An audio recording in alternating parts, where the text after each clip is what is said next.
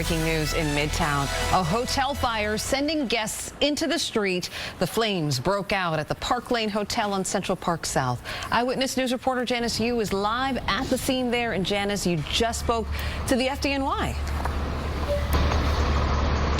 Yeah, I did. And, looking behind me, things probably look a lot different than it did earlier. Things cleared out actually in the last half hour or so. And we're told that the guests are allowed back in their rooms and Central Park South is actually back open. So I did talk to the FDNY chief and he tells me that this was a duct fire. Contractors were actually doing work on the second floor kitchen and that fire spread to the third and fourth floors. Luckily, there's no guests on those floors. All the guests are up higher on upper levels.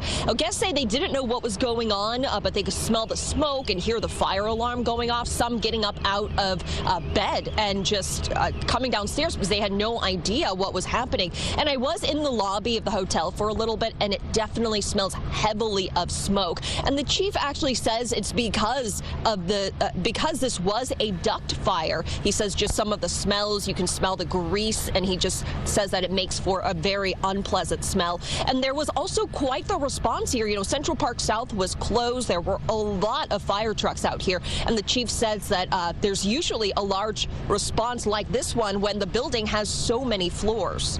We deploy our units in this building because it's so high. We had them at intermediate levels, and what we do is we search each of the floors, stairwells, and elevators, and that's what happened here. So we had through a lot of units to that, and fortunately we checked numerous rooms that people called, but again, nobody was in distress, thankfully.